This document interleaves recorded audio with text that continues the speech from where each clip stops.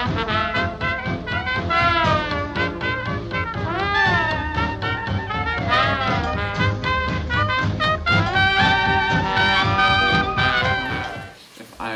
haven't probably met most of you, but my name is Matt Lewis. I'm an assistant professor in dermatology and rheumatology at Stanford, where I see a lot of complex dermatology conditions, not just myositis, but sort of the whole spectrum of conditions. And then, so I'm here to answer any questions I guess you guys have. Supposedly this isn't supposed to be like the dermatomyositis questions, but anything's fair game. And maybe I can help in some way. I do, just a matter of logistics, I do have to leave like closer to 5 or so just to catch a flight. But I'll leave my cards up here if you want to email me. You feel free to email me. Yeah. But yeah, this is supposed to be informal question and answer. So if anyone has a question, I can pass. Let's just pass. I don't know if you guys can hear me.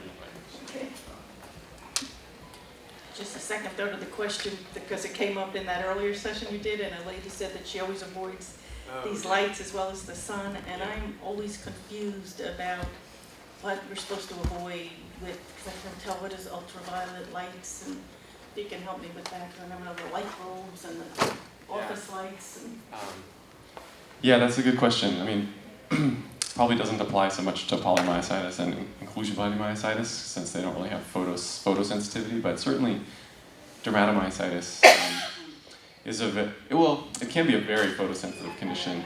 In reality, it's only about 60% of people who are really photosensitive, and maybe only 20% of those really get a flare from UV light. So actually a lot of dermatomyositis patients aren't incredibly photosensitive, but we still sort of focus on sun sensitivity. But there are small amounts of UV light that come out of fluorescent bulbs. So any lights like this, if you're really photosensitive and you work as a teacher or what have you, we often write letters so they can get these plastic sheets that cover the lights, and the plastic is good at blocking all the UV. The same thing. It ends up being more people with lupus or more sun sensitive or UV sensitive, but even the computer screen can emit really small amounts of UV. So some people who are really refractory facial rashes and dermatomyositis, who are really sun sensitive, will try to go to great lengths, tinting the car windows and blocking the UV overhead and the computer screens, but luckily most people don't have to do that. If you're not if you don't notice you're really sun sensitive, if you're not going out feeling oh, the sun burns my face, and those really small amounts may not be playing a really important role, for you. But I can never figure out when the mechanics hands exacerbate. I can't figure out, because I'm not out in the sun, because it'll still exacerbate when I've not been outside, and it's is it possible that that's triggering it too much, even with sunscreen on the face? Or? Yeah, that's a good question. She's asking when the mechanic's hands flares, if you're unsure if it's related to UV. Unless you're really getting a photosensitive rash, like rash on your face, on the backs of your hands, I wouldn't attribute that to light. I don't think in the absence of that, if you just get some mechanic's hands flaring up, I think you attribute that to something else, just maybe the disease's own sort of natural rhythm or something else that's going on. What about with LED bulbs? Oh, the LED bulbs? Yeah, the LEDs. Yeah, I don't think those have UV in them. I guess I'm not 100% sure, but I'm pretty sure they don't emit UV light. Oh, yeah.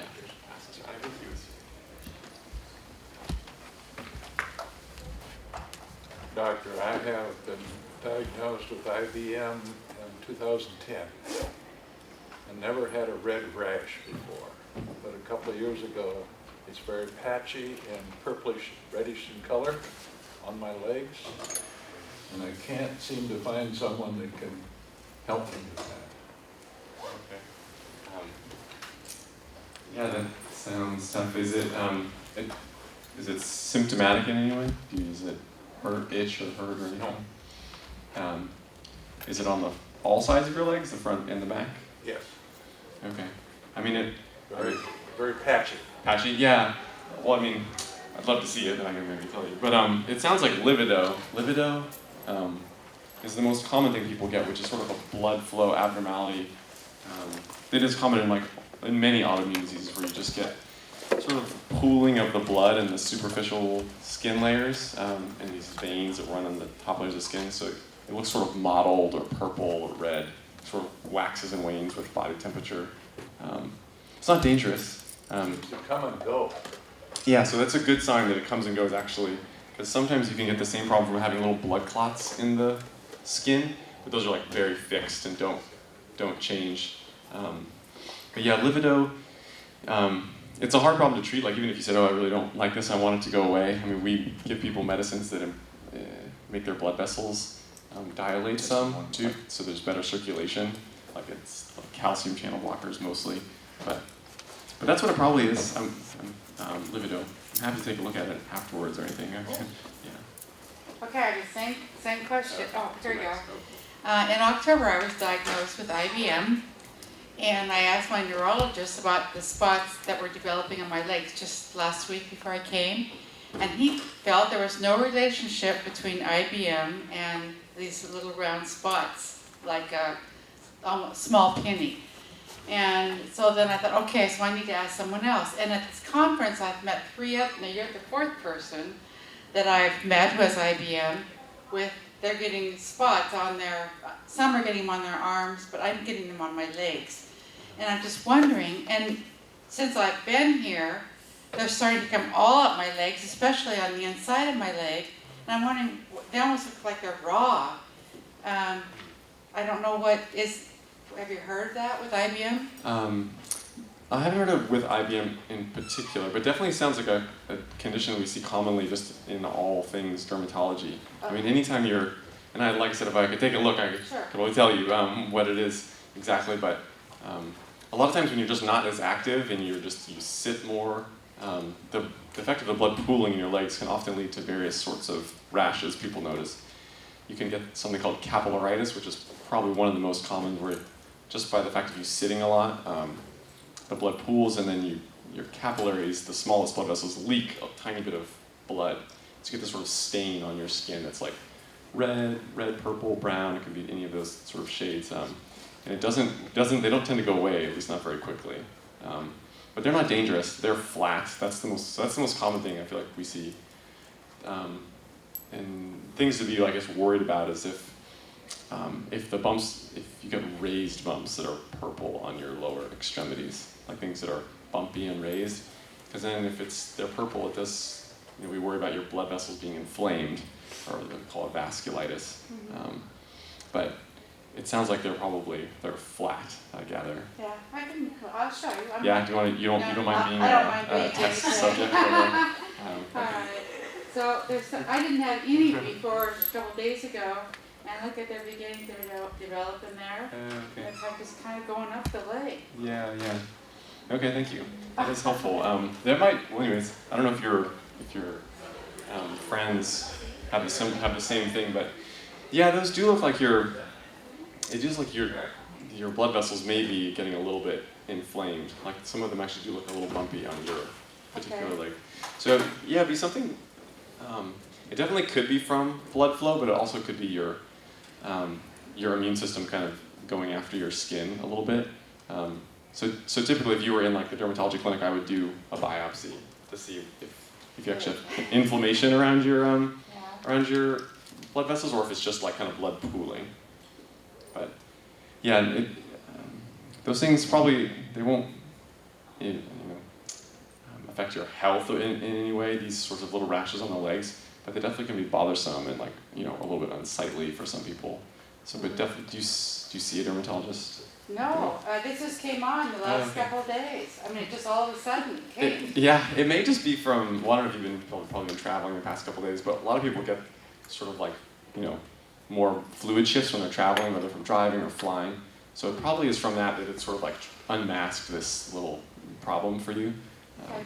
But definitely, I don't think it's anything to worry about. I would just see dermatology, and I think it's probably related to like fluid shifts or sitting sitting more is my guess. So IBM people don't have to worry about being out in the sun and creating these spots or that kind of thing? No, I mean nothing more than sort of the average person as far as like sun protection goes. We don't suggest they do anything additional, unless of course you're taking some immunosuppressing medication, then of course the risk is heightened. Most of us aren't. Yeah, exactly. So no, the skin conditions we see in inclusion body myositis are just like what people without that condition would get, but they're mostly mechanical things like related to sitting for long periods of time, or like I said, fluid changes. Or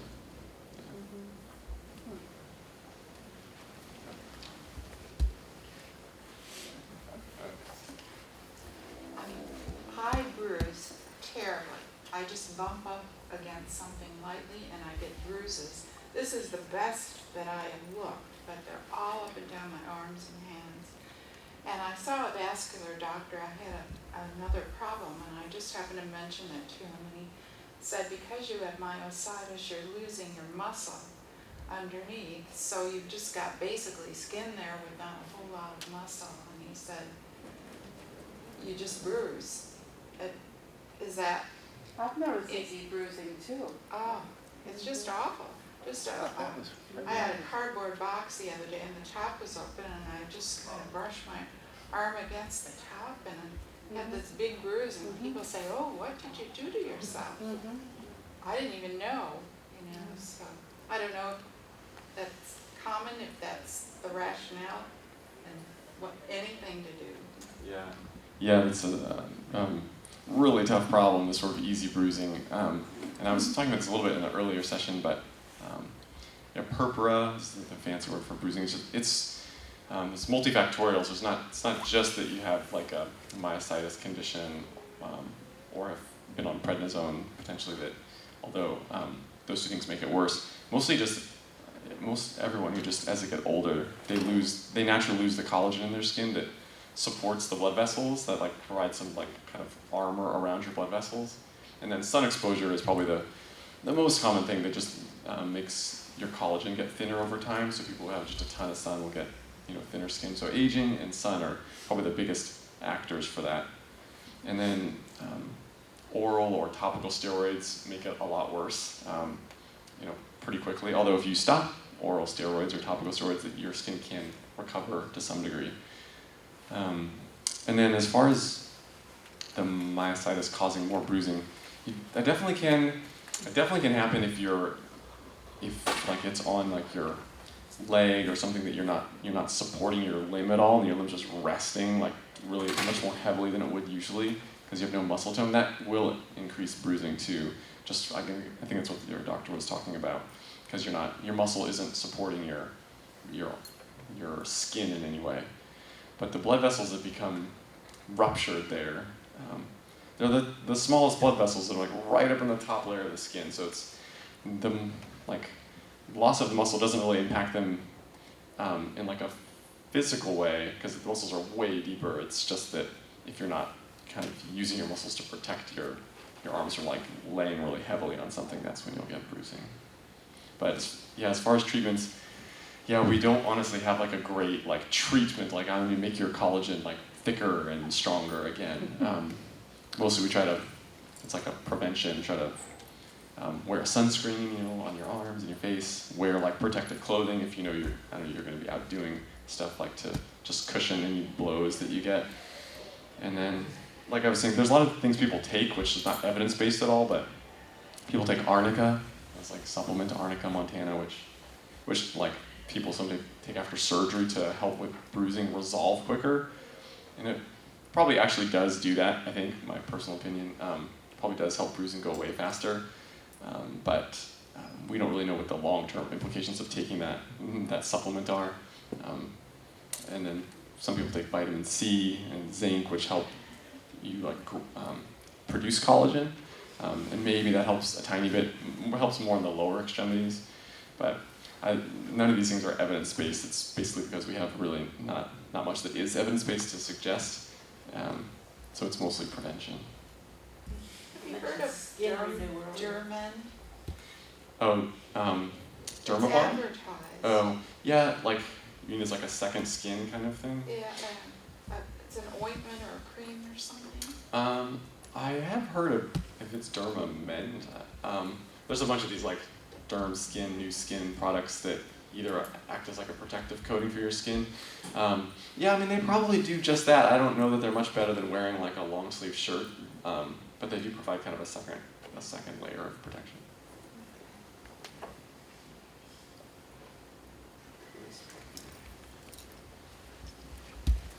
I wonder in terms of increasing the collagen, you can take collagen supplements, but gelatin or Jello is made out of what is it? The hoof, of the Yeah, keratins. And I wonder, would that help build up your collagen? I mean, it's only a guess, but Yeah, we don't. Well, okay, I guess we don't think so. I guess for instance, we don't think so. Just because the collagen proteins get broken down into their component amino acids in your intestine and then reabsorbed. But you can get the same amino acids from eating just your normal like proteins in your diet.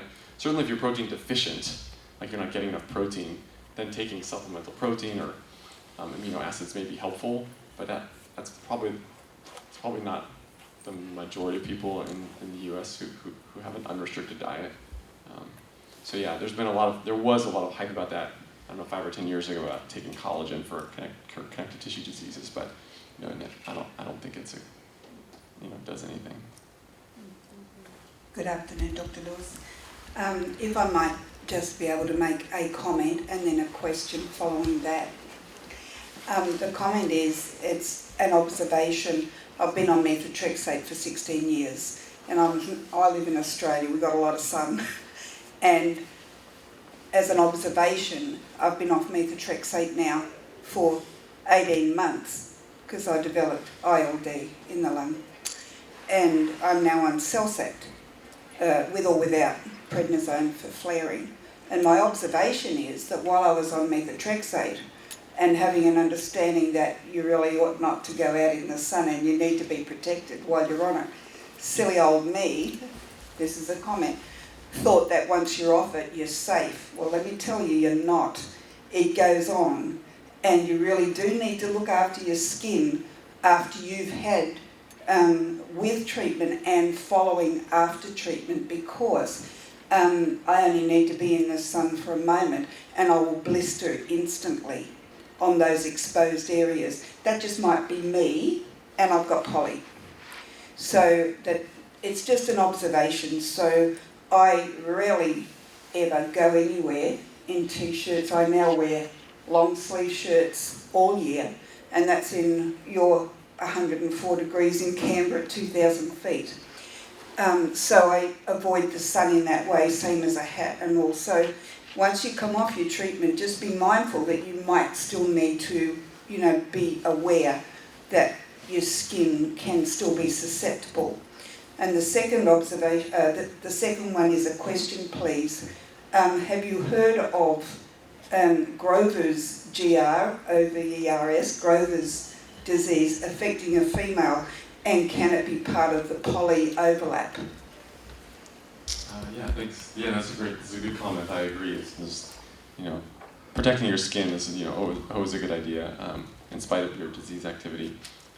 And for Grover's, most people probably don't know it, but it's a common skin condition that has a longer name, but it usually affects men, 40, 50, 60-year-old men.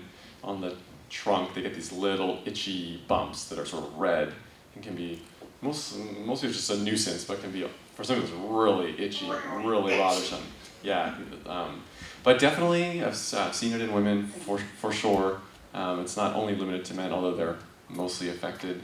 But we don't know, we think it's just related to heat, like heat and sweating and the friction on the skin.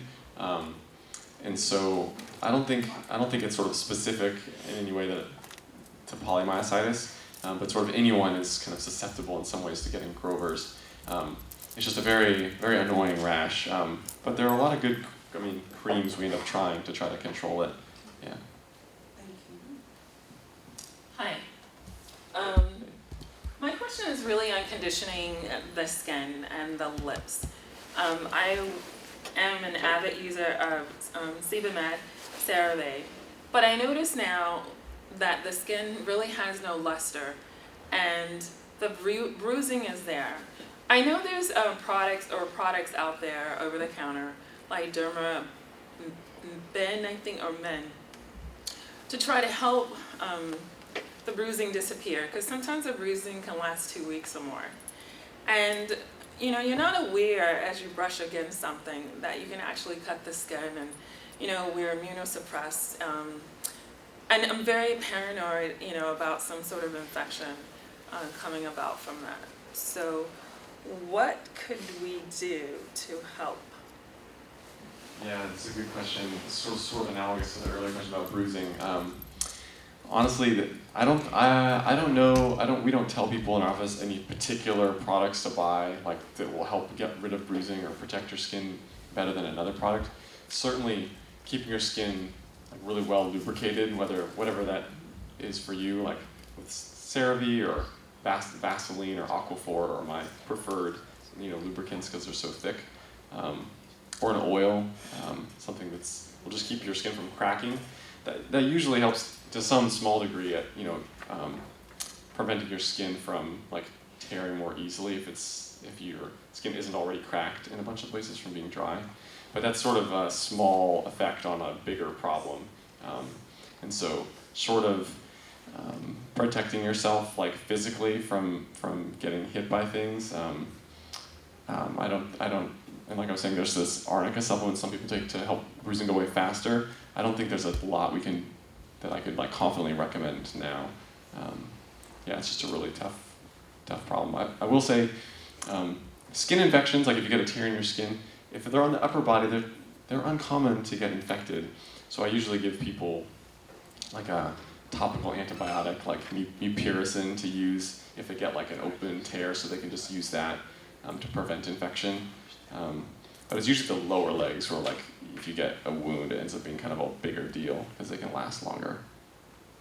So yeah, that was my way of saying I wouldn't worry a ton if you get like a tear on your upper body. They just so seldomly get infected. Is there anything that you can utilize I'm sorry, thank you. To utilize to moisturize the lip? I have IDL, and lately that area is just really agonizing. Wait, sorry, you repeat what was To the question? moisturize the lip area. I have IDL, and you know, petroleum is not a good product to use with oxygen machines. So, can you suggest glycerin or something else that you would say to moisturize? Yeah, well, let's see. So you can't use petrolatum-based products? Right. Because why? Because of the oxygen equipment and the cannula. Oh, okay. It's not recommended. Huh. Nivea lip is a little better than the other lip balms. Yeah, I don't know why it's not recommended. Is it because it moves around too much on the equipment? Well, I think it's the petroleum-based products, and you're trying to use oxygen. It can be combustible. Yeah. I do want to save my body and lips. I just want them to be moisturized so they're not so painful. I mean, I see your point. I mean, I think it'd be hard to light Vaseline on fire if that's what. I mean, even the therapists are saying avoid that, and I'm out trying to look for something. Yeah, fair enough. Yeah, I honestly don't know of like any particular brand that's not a petrolatum-based product that it would be like not combustible, other than using like a cream, which I don't find super effective for the lips. There's a couple brands that make good like chapsticks. They probably have some glycerin-based chapsticks if you can use glycerin. Can you use glycerin? Yes, that's one. Okay. Yeah, I mean, there's Elta is a good company, like ELTA, Elta MD. They have a lot of glycerin-based like chapstick products. They often have SPF in them, but they're good. They make kind of thick, high-quality creams. What about Burt's Bees? Aren't they real harmless? Yeah, they're fine. Yeah, Think Burt's. that would- That's a good one You too. really have to read the ingredients. Yeah. You'd be amazed. Yeah, that's Because the problem. Yeah, Burt's Bees has like a ton of like other additives. So a lot of people, not a lot, some people get just irritation from all like the fragrances and the propolis, the beeswax that's in there. Because my skin is super sensitive, so I have to be very careful. Yeah.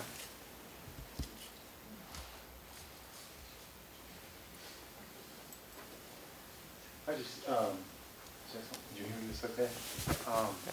I was just, if you could talk a little bit about clobetasol. Oh, yeah. You know, I put drops on my head for the rash and the problems I was having there. Mhm. And then I got a cream that I put on my back.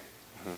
And then there's some other gel that I put on my face. But my understanding of it is that it can thin your skin out, and you have to watch about using it too frequently. Mhm.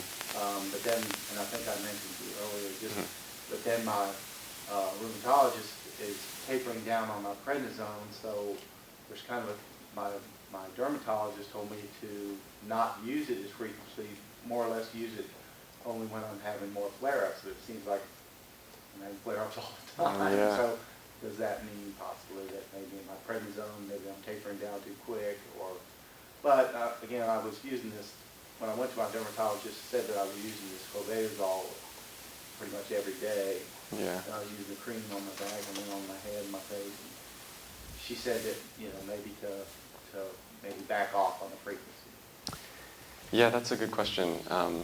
For dermatomyositis in general, just as a generality, topical steroids don't do a ton of good. I mean, like clobetasol, although it's a potent topical steroid, it can provide like some more like symptomatic relief. Like some people it helps with itching, but it's definitely, I wouldn't depend on it to like control the disease. It just unfortunately just doesn't work that well. If your disease is under really good control and then you get like a flare, like a tiny flare here and there, then clobetasol, it's just the strongest topical steroid, can kind of maybe help that go away faster. But if your disease kind of is just like perking along at an active state, I think you sort of answered your question, but I think you just need something else to control the disease.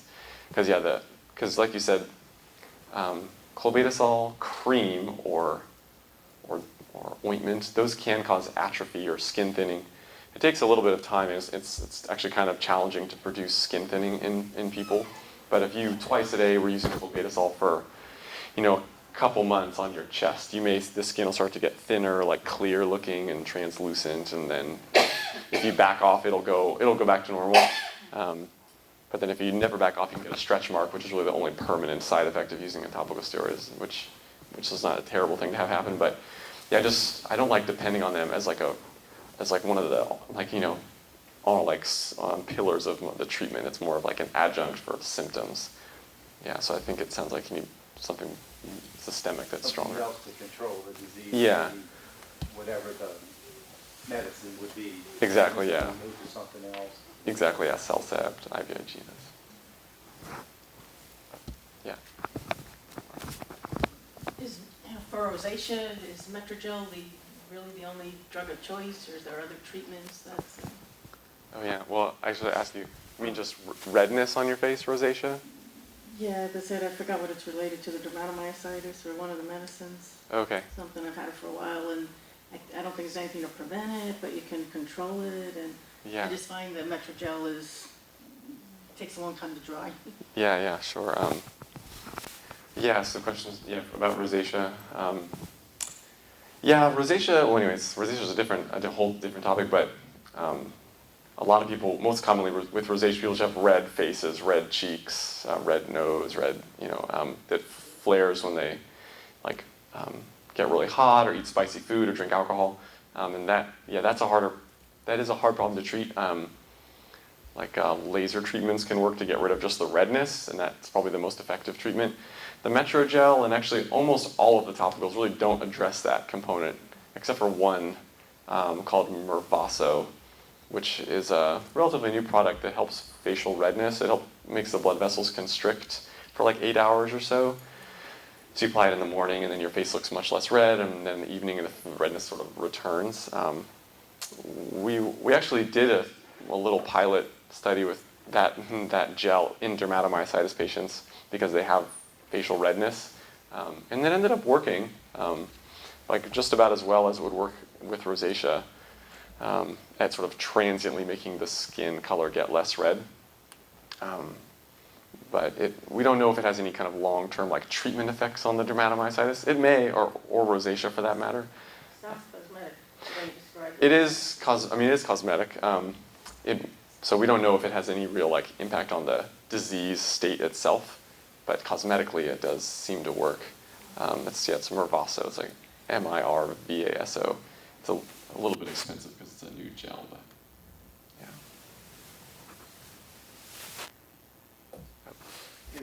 I can speak out loud. Is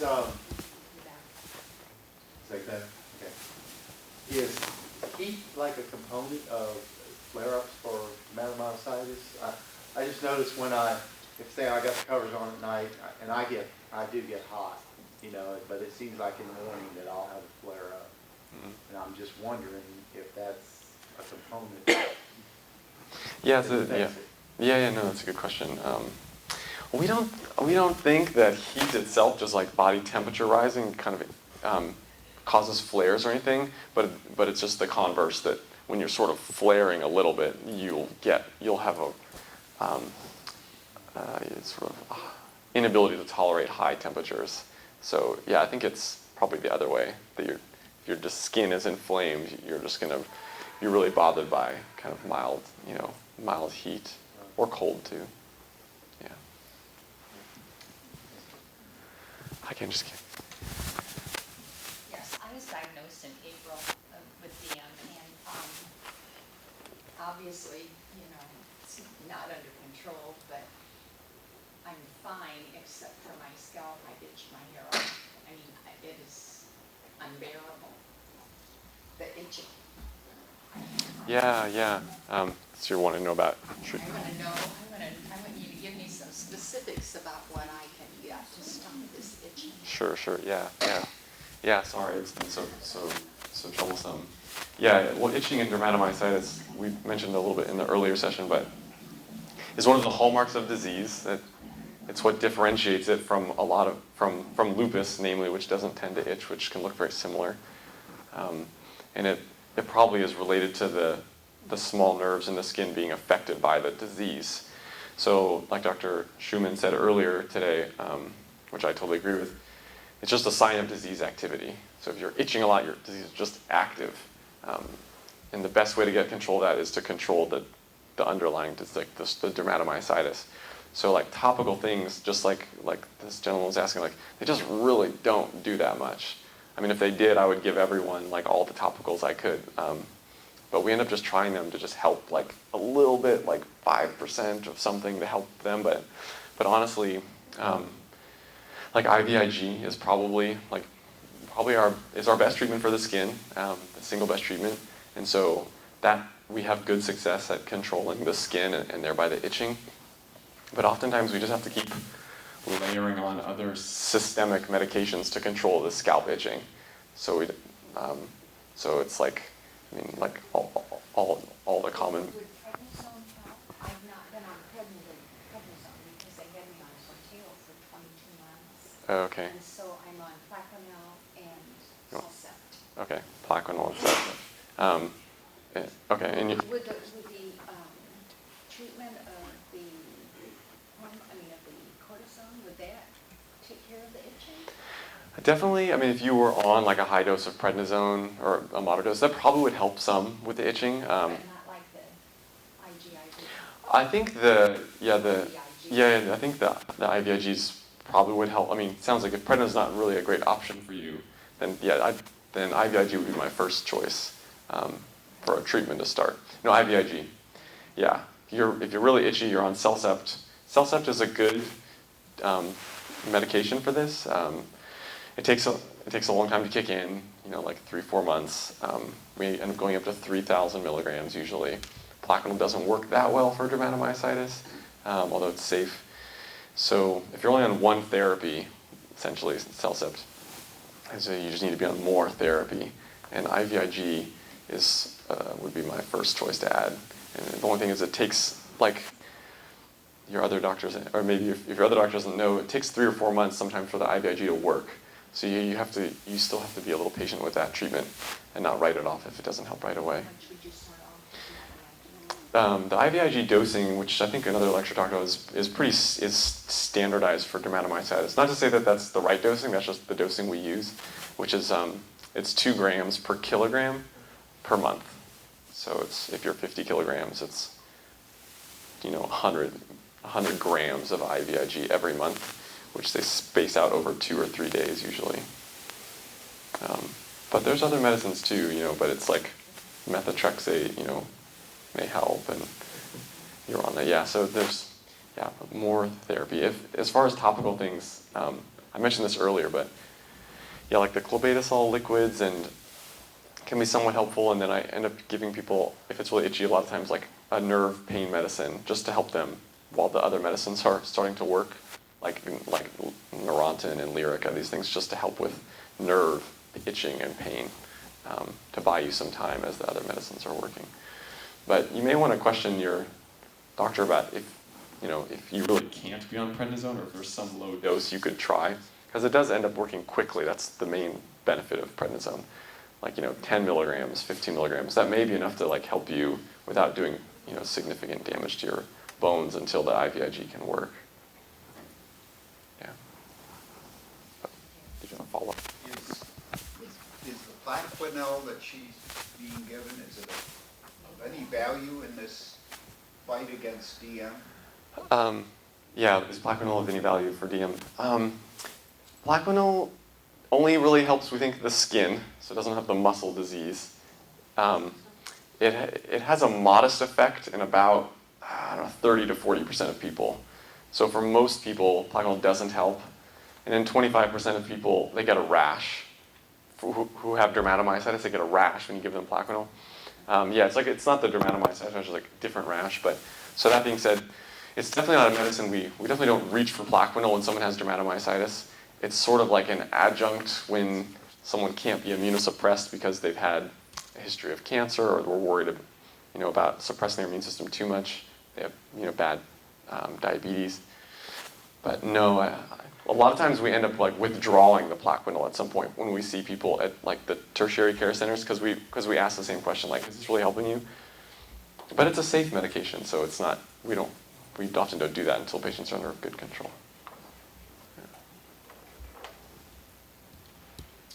Another question. In regards to the use of Cytoxin and the potential of alopecia, how would you treat that? Yeah, that's a good question. So, Cytoxin or cyclophosphamide, it's an alkylating agent that's used for interstitial lung disease usually. Unfortunately, we don't have to use it very much because it does have a lot of toxicities, and alopecia is one of them. It usually gets better when you're off the drug. So usually they do Cytoxin in courses. So if you lose hair, which isn't everyone, not everyone loses hair on Cytoxin. Usually once you stop the drug, your hair will start to regrow. But that being said, we don't have anything that we give people preventatively to prevent hair loss, knowing they're going to get Cytoxin. And it's also probably not the case that other hair loss treatments help that condition very much. Like we give people, Rogaine and other things to just help support hair growth. But the mechanism is just sort of a different mechanism for Cytoxin causing the hair loss.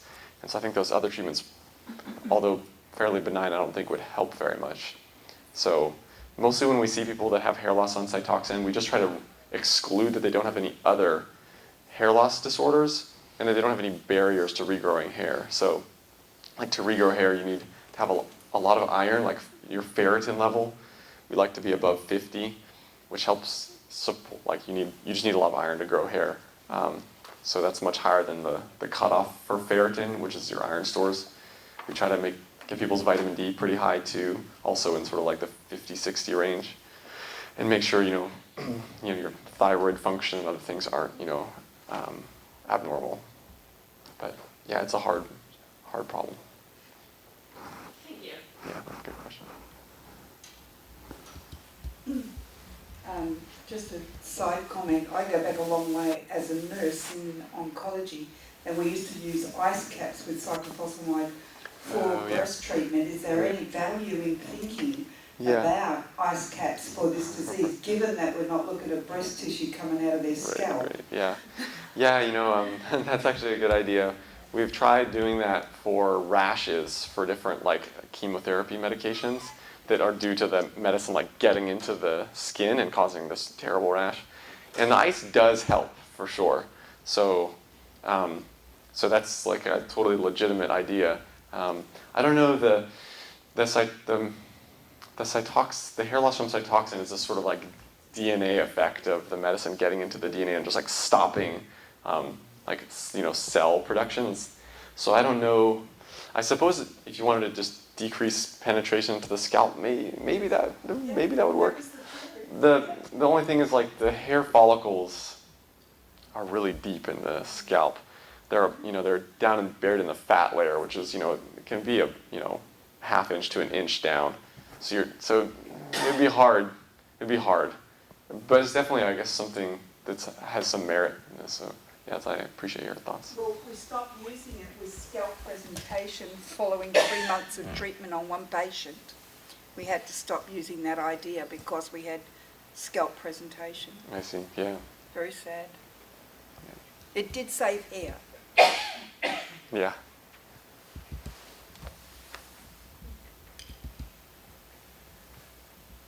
All right.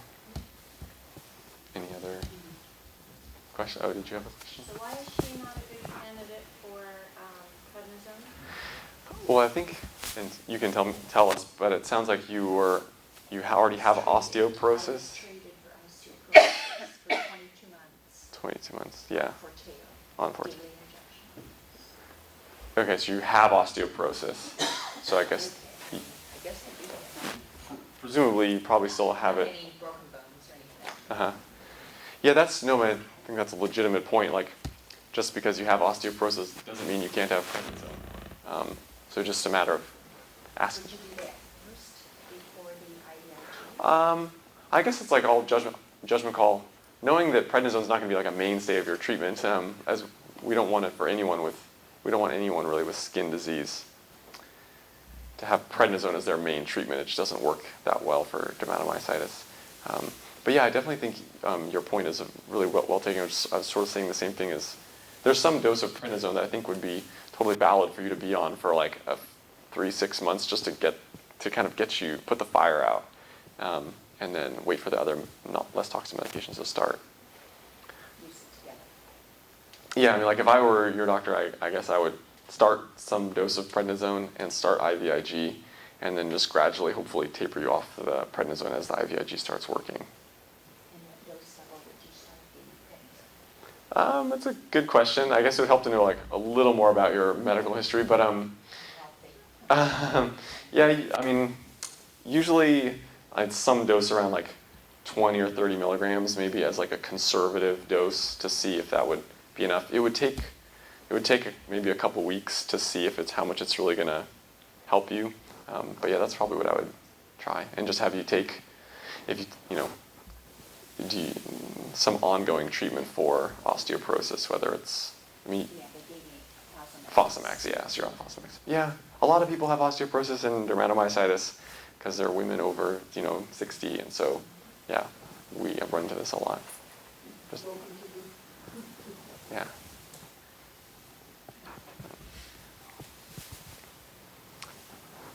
Any other questions, random questions?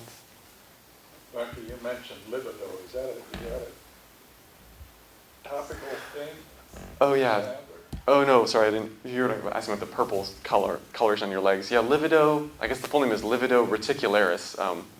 Livedo just means purplish, and reticularis means like net-like. So it's often this kind of net-like pattern. That was my assumption of what was happening with your skin, but yeah, there's just a name, like a descriptor for the phenomenon, Livedo. It's like Livedo. But yeah, not dangerous in the superficial blood vessels, but see it in a lot of people with autoimmune diseases, all cause. Is vasculitis similar? No, it's a good point. Vasculitis is not similar, because Livedo is just kind of a pooling of blood, and vasculitis is like active immune activity against your blood vessels. So no, usually we see people in the dermatology clinic to answer that very question, like, is this livedo or is this vasculitis? And it often depends on the pattern of the livedo, and like I said, if you're getting any bumps or anything on your skin. But usually if it's vasculitis, you start getting other problems, like you get nodules or ulcers or something else to go along with it. This is just kind of bumpy. Not raised too far, but you can, it's not smooth. Yeah, I don't know. It would be, I guess, helpful if I saw it to be sure what the diagnosis is. But have you seen a dermatologist about it? I have seen someone that's not quite a dermatologist. Okay. Yeah, see the real deal. Because mostly if there is any question, we'll just do a biopsy, and like I do that all the time. Okay. It's not like a muscle biopsy. It's a tiny little, it's a couple stitches. You get a scar, but that'll at least tell you what the diagnosis is. Thank you. Yeah. So I was diagnosed with dermatomyositis 6 years ago in 2010. Initially, my symptoms were muscle weakness mainly, and the only rash I had was the shawl sign and scalp, not too bothersome, scalp rash and itching. So I had a muscle biopsy that indicated inconclusive or most closely related to dermatomyositis. But now my doctor, since I've had increasing muscle weakness on Methotrexate over the 5 years, wants me to check for, have my biopsy sent to the Mayo Clinic again to check for vacuoles and IBM. But initially when I was treated with IVIG and high-dose prednisone 6 years ago, I had such dramatic improvement in my muscle weakness that I wonder if there are very many patients with IBM don't typically have any skin symptoms, correct? Yeah, correct. So I'm just trying to determine if I should. Now I'm back on prednisone for the last month and started on Celcept. And I just wonder if I should pursue his advice to. I guess it wouldn't hurt to have another muscle biopsy, but what's the likelihood in that scenario that I would at this point be morphed into IBM? Yeah, that's a great question.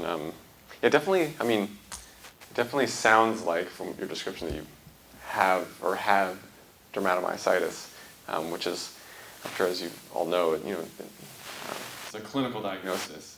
And the skin, I mean, I'm biased because I'm a dermatologist, but the skin biopsies I think are more reliable, at least there aren't that many things that look like dermatomyositis under the microscope. It's basically lupus in dermatomyositis. But for the muscle biopsies in Andy Mammon, I think, is like the champion of this at Hopkins. But they're not, I mean, we often do, well, I should say, we don't often do muscle biopsies. In fact, we almost never do muscle biopsies to make the diagnosis of dermatomyositis just because it's unnecessary. Because patients have they have a rash and... Oh, yeah. and I didn't have any of the Gautrins or I didn't get any. yeah, so if you have like a kind of atypical case, then certainly at some point a muscle biopsy, may be helpful. But a lot of the what my point was, for the people that have dermatomyositis and had a muscle biopsy, they don't always show like a classic, muscle pathology of dermatomyositis. It often can be this sort of like non-specific pattern. So they're often not super helpful unless you really don't know clinically what's going on. So that's why we tend not to get them. We just use our clinical judgment, and we're trying to use all these laboratory tests for dermatomyositis. So you definitely could get the biopsy sent, your old biopsy sent to Mayo or maybe to Andy Mammon at Hopkins or something, and see what they think of there. But I definitely wouldn't use whatever that is to like change your diagnosis. Yeah. So I would be, you're not really the right demographic to have, IBM and if you had sort of a pretty solid diagnosis of dermatomyositis, I would just go with that. If you have worsening weakness, usually we just try to see if you have evidence of ongoing myositis, like with an MRI. Oh, I Okay. quads, Yeah. and lower back. Yeah. I mean, and if you've ever had a rash that looked like and was biopsied and showed signs of never had a They rash. had, just the itching, scalp Just the itching, itching. and the Shaw sign. Okay. But it was never biopsied. Never biopsy. Should I just go do that? If you have the rash, it probably would, that would be a much more high yield biopsy to have done. Yeah. Yeah, that would be, if you want to nail down the diagnosis, although I think if you saw someone who just sees a lot of dermatomyositis patients, they probably would do a biopsy just to be sure, but they may be able to make the diagnosis even without doing that. So. I've never had a biopsy. I've had 4 punch biopsies. They didn't want me on punch, but they did a punch biopsy. But I've never had a biopsy. As A you muscle. all- A muscle biopsy. Muscle. Yeah. I'm sorry. Yeah. And you've never been weak though, it sounds like too, right? There was some muscle weakness. I exercise a lot. Yeah. But yeah, that's why, because dermatomyositis is a clinical diagnosis, it really helps to see someone that just sees a lot of the patients, especially if you don't have a classic case. But Is that what you do? yeah, that's what I do. Like at Stanford, we have a center where we see like 280 or so dermatomyositis patients, but all the people who are here, I don't know, where do you live? In Salt Lake City, Utah. Okay. Well, do you go to University of Utah? You should go. Well, there's someone, I think, Richard Sontheimer. Yeah, I've seen him actually. You've seen him? 6 years ago I saw him. Okay. Just see him again if you can. He's like wrote. For the biopsy? Yeah, just to get his opinion. He's like kind of wrote the book on Yeah. dermatomyositis, so he, so I would see him for sure. Okay. Yeah. Thank you. Yeah. You've been very helpful. Oh, good. I like it. So Dr. Lewis, I'm aware that you're from your your profile, that you're part of the Stanford team. So are you with Dr. Ferrantino, Lorinda Chung?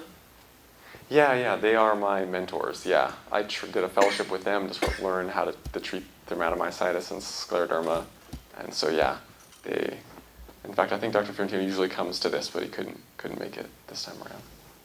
Well, I'll be on the campus later and Okay, great. Maybe we'll see you around.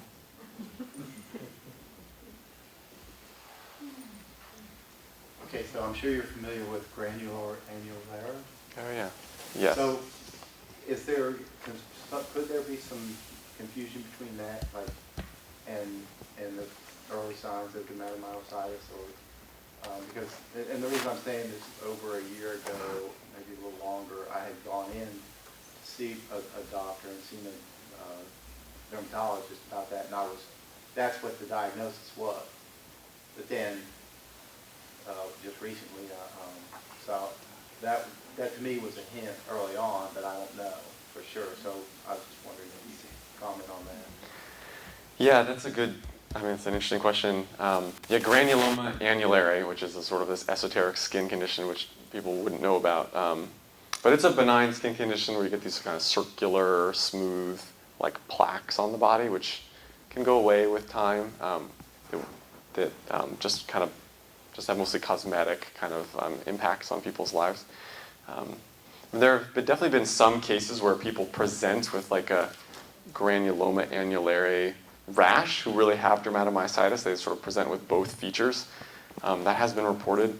And I have seen one other patient who had both conditions, who just had, we call it GA, because it's easier to say, granuloma annulare, and also dermatomyositis. But in your case, if they were far apart in time, I just think that was maybe just your immune system kind of like starting to work against you from a long time before. And then you just, but we think of them as being very, very different kind of pathophysiologically, the different mechanisms, the way they both work. So that's interesting.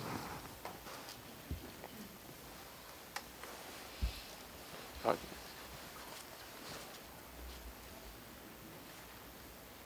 I normally don't ask questions.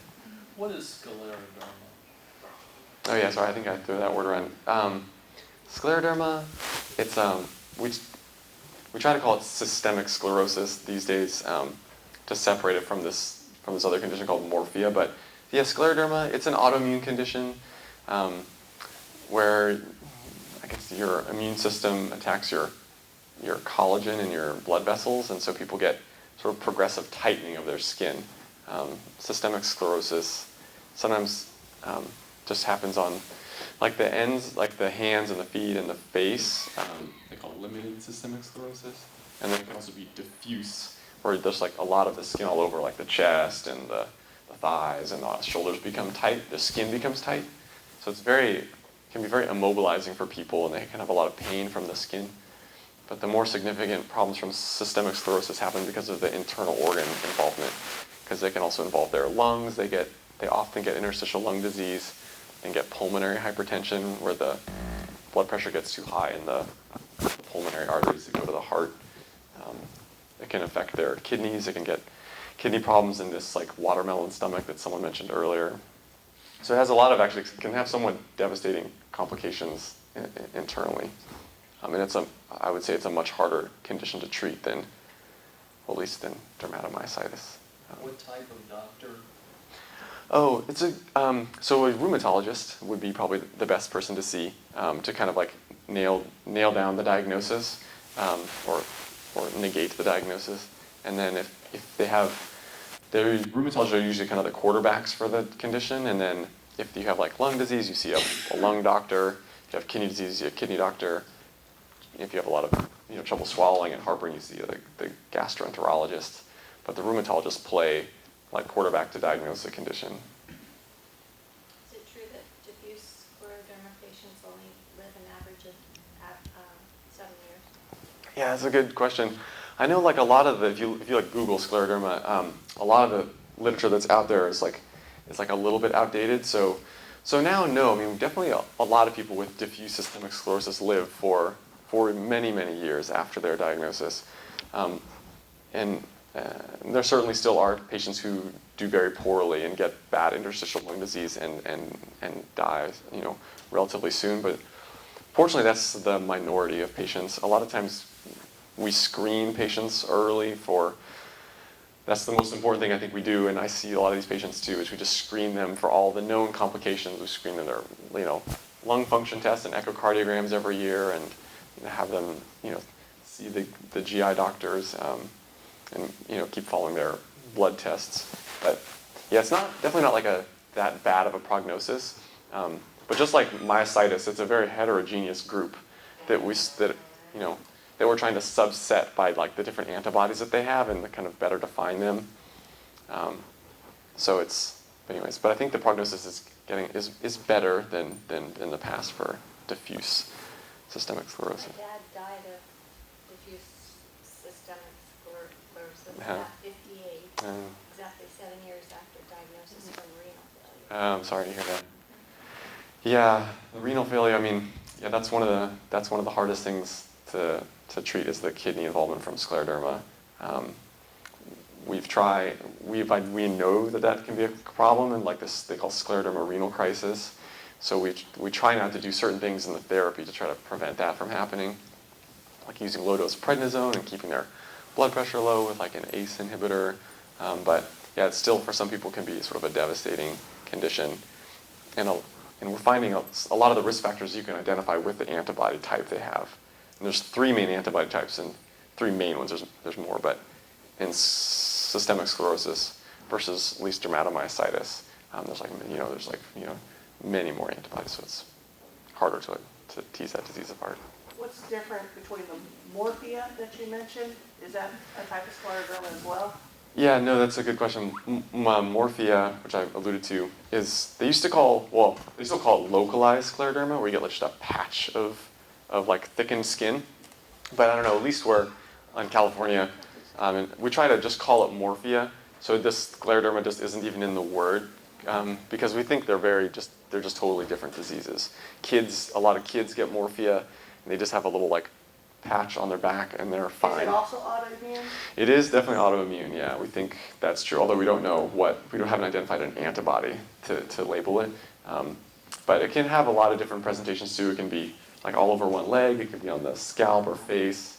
Some people can get it like in their whole body, which is very rare, fortunately. But no, morphia doesn't have all the internal organ problems that It's just the outside, just the skin. yeah, just the skin. So it's not, yeah, so we try to have discussions with patients like how aggressive they want to treat it, because it's, you know, it's just, not just, but it's, you know, not affecting their other organs. Let me ask a few more questions related to that and a couple of other things. In the earlier session, they were talking about distended or something, you know, the stomach Oh, yeah. and that type of thing. I don't know if it's been 5, 6, 7 years, but there's been something progressing on my left side. Of course, you know, we can't find anything wrong with it. But I will say that if you do a touch between the left side and the right side, it feels different to me when I do it. And, you know, I can't find anyone that can tell me what that problem is. And you've had imaging done at all of your abdomen? Like I've had the GI doctor do all sorts of things. like an MRI or, yeah. And they can't identify any sort of structural thing to explain the difference? No, the GI doctor at one point in time said, well, we could go in there and take a look. Yeah. And of course, that wasn't one of my first choices. Right, right. Yeah, that's tough. I mean, if it's skin limited, if it's something that seems like it's in the the soft tissue that you can feel with your hands. Well, calcinosis is one of the big issues that I have. Yeah. And even the rheumatologist, even though it doesn't show up, you know, he has said that, you know, I probably have that's creating problems in there for me also. Maybe. I mean, with a plain X-ray, you should be able to see calcinosis. So if it's not showing up there, it's not calcinosis yet, at least. But you can get, you know, a sensation, you know, if you put pressure on it, Yeah. of like little ridges or whatever in there. It's not painful like my normal calcium deposits. Yeah. But there is still a pain sensation to it. Hmm. Yeah. I mean, and have you seen a dermatologist about it ever? No. I mean, if it's something you can really feel that's superficial, then we would do like what everyone's described as we could biopsy it, which would be less invasive than getting general anesthesia for a, you know, like laparoscopy or something. But yeah, I don't know. I'm not sure what that is by description. But you definitely can get other like, growth or inflammatory processes that happen deeper in the skin with myositis that aren't necessarily dangerous at all. But the biopsy is usually what we do to try to confirm what it is. 2 other things. Skin rash probably was an issue when I first came down with the dermatomyositis. In the last 2 weeks, I had some skin cancer removed. So I was given an antibiotic and a pain medicine. So when I went back Wednesday to have the stitches removed, I was saying, did this medication, does it cause itching? Oh, yes, it can.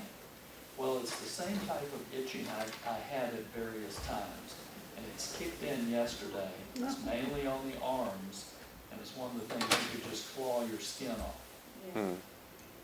And, you know, I tried Benadryl, you know, that didn't seem to do anything.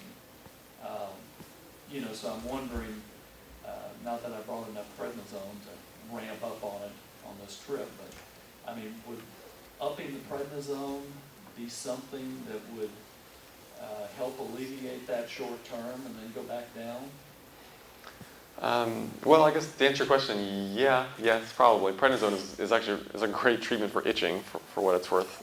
Almost all causes of itching actually get better with prednisone. But I don't know if it's from the dermatomyositis or if it's just like you said, you're having sort of a reaction to the antibiotic you're taking.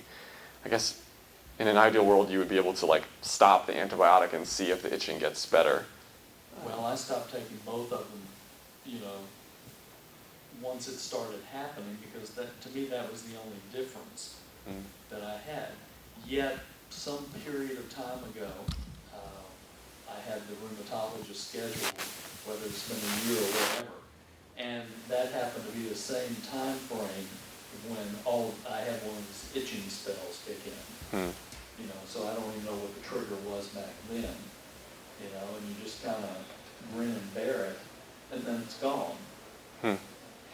I mean, things that spontaneously regress like that, if you haven't changed any of the therapy, that's probably not dermatomyositis. I mean, as the root cause of why you got itchy. Although your skin may be perhaps more susceptible to getting itchy now that you've had the rash before.